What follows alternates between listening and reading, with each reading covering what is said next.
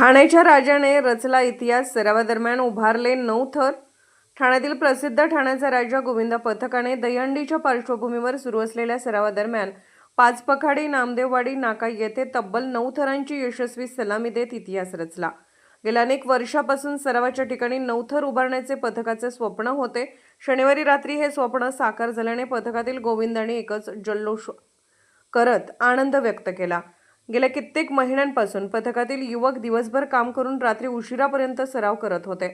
यंदाच्या सरावाच्या सुरुवातीलाच 9 थर उभारण्याचा संकल्प पथकाने केला होता।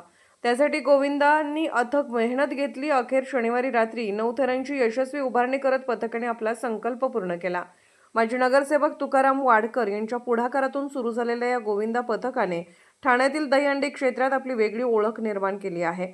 टेंभी नाका येथील धर्मवीर आनंद दिघे यांनी सुरू केलेल्या दहीहंडी उत्सवात ठाण्याचा राजा गोविंदा पथकाने पहिल्यांदा 8 थर उभारण्याचा विक्रम केला होता। या कामगिरीनंतर पथकाला ठाण्यात विशेष ओळख मिळाली। मात्र मध्यंतरीच्या काळात पथकाच्या वाटचालीला काहीशी मरगळ आली होती। त्यानंतर परिसरातील युवकांनी एकत्र येत पथकाची धुरा आपल्या खांद्यावर घेत पुन्हा नव्या जोमाने सरावाला सुरुवात केली।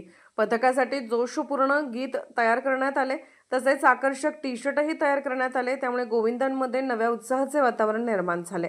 गेल्या वर्षी ठाण्याचा राजा गोविंदा पथकाने विविध दहीहंडी उत्सवामध्ये 9 थरांची यशस्वी उभारणी केली होती। मात्र ज्या ठिकाणी पथकाचा सराव होतो त्या कर्मभूमीवर 9 थर उभारण्याचे स्वप्न अद्याप पूर्ण झाले नव्हते। हे स्वप्न पूर्ण करण्यासाठी यंदा सरावाच्या सुरुवातीपासूनच 9 थर उभारण्याचे ध्येय पथकाने निश्चित केले होते। अखेर शनिवारी रात्री पाचपखाडी नामदेववाडी नाका येथील सरावाच्या ठिकाणी 9 थरांची यशस्वी उभारणी करून पथकाने अनेक वर्षाचे स्वप्न साकार केले।